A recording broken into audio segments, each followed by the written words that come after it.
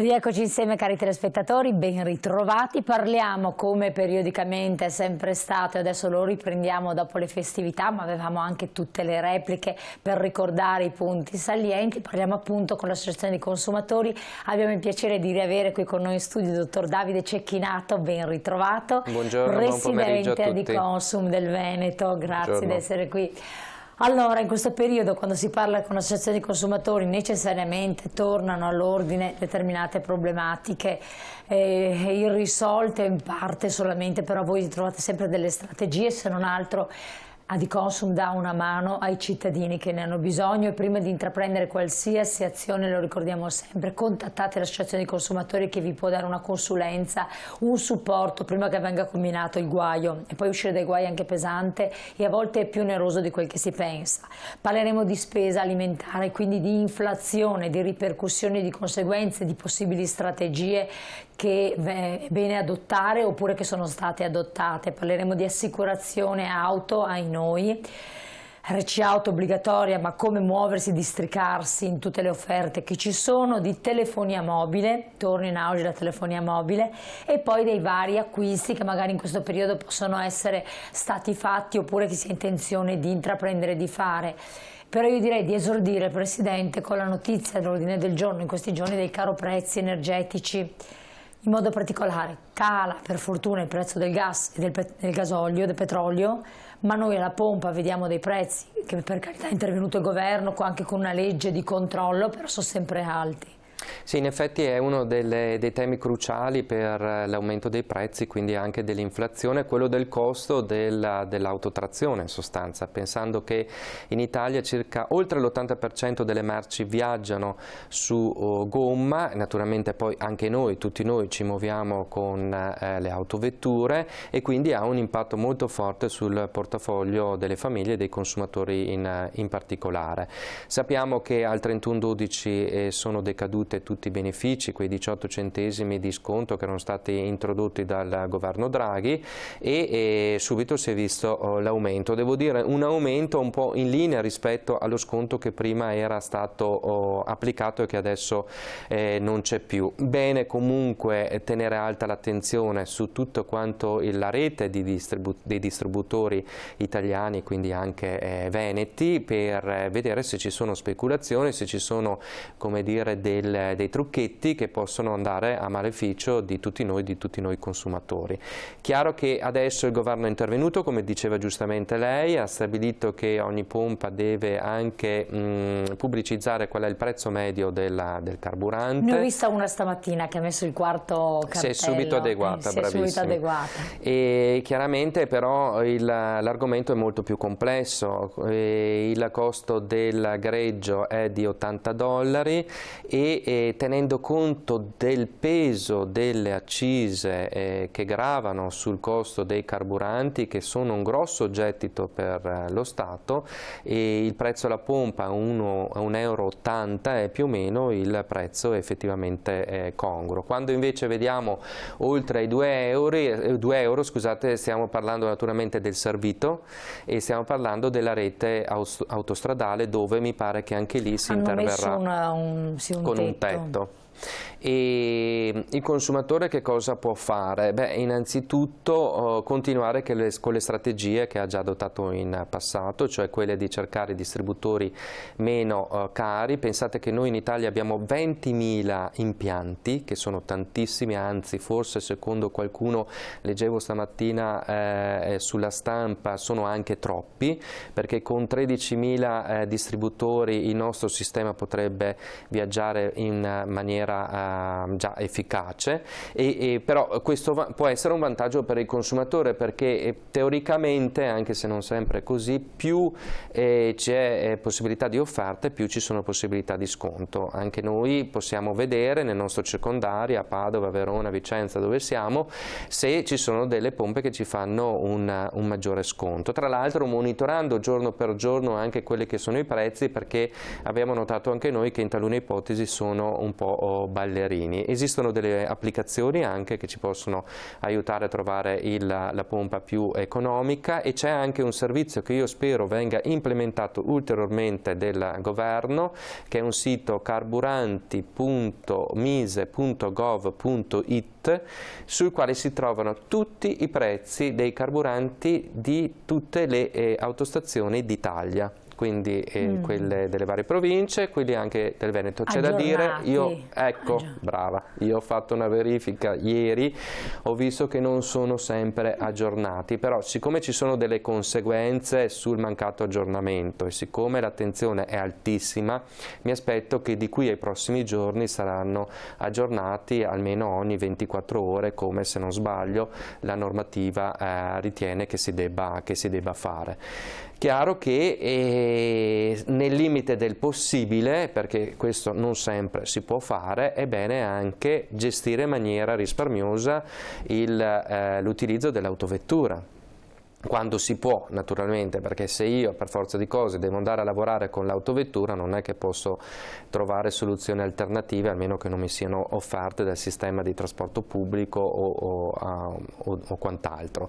Però in questo periodo, al di là della benzina, del carburante, anche per altri settori, soprattutto per quello dell'energia, dobbiamo un po' tirare la cinghia, cioè abituarci a consumare un po' meno, non per un lungo periodo. Adesso io so già che i veneti sono abituati a tirare la cinghia, già lo fanno da parecchio tempo, forse anche troppo, però ci auguriamo che anche questa fase possa, non dico finire, ma avere una forma di alleviamento, e quindi finché non arriva quel periodo limitare un po' l'utilizzo delle risorse, soprattutto del riscaldamento e dell'energia elettrica, perché francamente in tutto questo periodo in cui noi abbiamo fatto interventi, abbiamo approfondito gli argomenti, abbiamo realizzato guide, anche dato dei consigli, e noto che l'arma vincente alla fine è mettere anche in preventivo un po' di risparmio.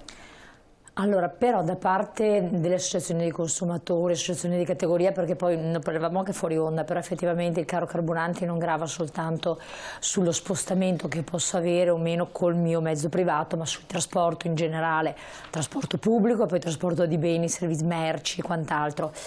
Non è prevista un'azione di pressing. È vero che il governo ha dato altre spiegazioni, ha detto che questi soldi sono stati destinati per altre cose, in aiuto sempre a categorie fragili, per carità.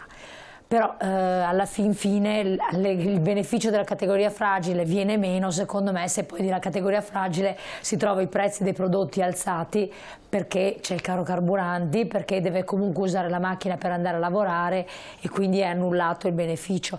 Per ottenere un'ulteriore calmierazione di queste benedette accise di cui si parla da secoli. Non è prevista.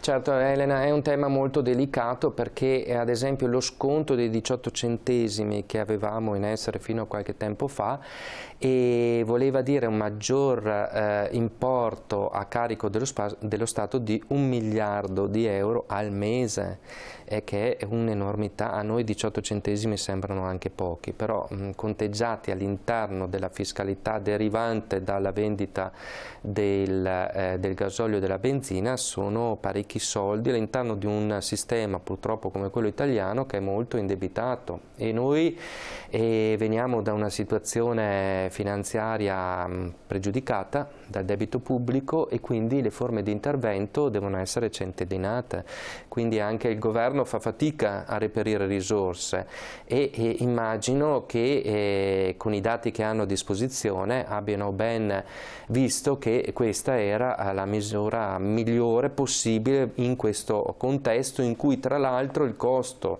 della materia prima, cioè del greggio, come dicevamo poc'anzi, è diminuito. Speriamo che non aumenti, perché altrimenti ci potrebbero essere anche altri costi che noi troviamo della benzina e del gas alla pompa. Certo, fino ad ora diciamo che in un modo o nell'altro la situazione, grosso modo, possiamo dire che è sotto controllo. Dobbiamo tenere alta l'attenzione sulle eventuali speculazioni, anche se temo che non siano così diffuse come si crede. Dobbiamo sempre di più pensare anche a un sistema di mobilità per quanto possibile, che non faccia solo perno sulla gomma. Ne possiamo discutere adesso per poi vederlo magari realizzato nel prossimo decennio, però è adesso, forse era meglio farlo 10 anni fa questo ragionamento, però bisogna iniziare a metterlo in campo, perché altrimenti ci ritroveremo sempre nella stessa melma, sempre nella stessa situazione in cui non riusciamo noi consumatori a sbarcare il lunario e chi ci governa a trovare soluzioni adeguate. E gli altri energetici che previsioni ci sono? Allora, sull'energia c'è qualche timida novità. Sentivo questa mattina il presidente dell'autorità dell'energia elettrica e del gas di ARERA che diceva che il prezzo del gas alla fonte è diminuito a circa 70 euro al megawatt ora, e quindi è un prezzo notevolmente diminuito. Si auspicava lui, figurarci noi, un riflesso di questa diminuzione sulle bollette degli italiani. Speriamo che avvenga quanto prima. Ora il sistema tariffario, anche se ulteriormente perfettibile, comunque recepisce con una certa tempestività i cali, come anche gli aumenti, chiusa la parentesi, del costo dell'energia elettrica e del gas.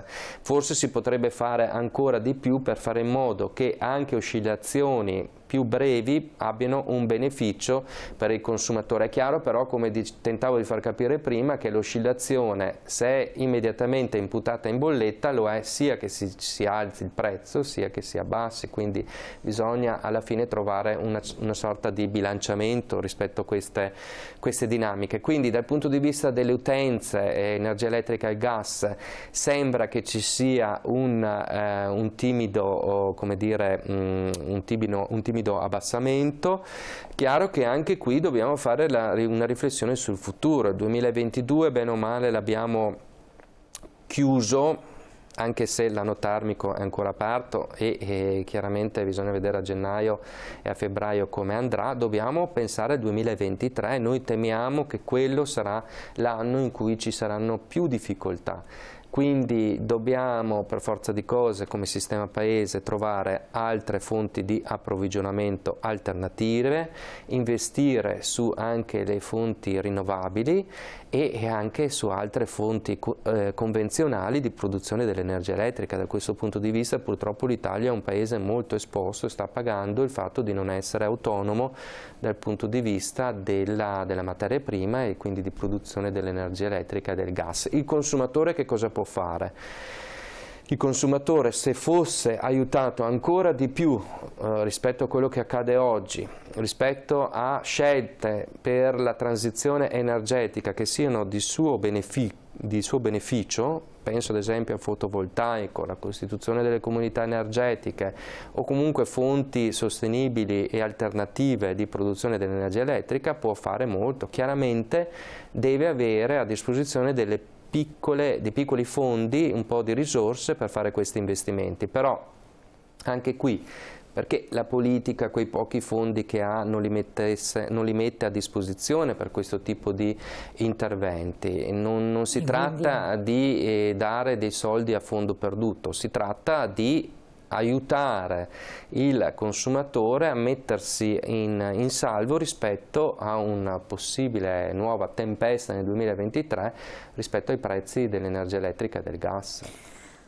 Ai noi, sì, che staremo a vedere. Allora adesso c'è la pubblicità, poi quando torniamo affrontiamo quelle altre questioni che sono sempre molto importanti, che a voi saranno anche particolarmente a cuore, che avete anche dei progetti attivi. Pubblicità, pochi secondi, siamo di nuovo con voi.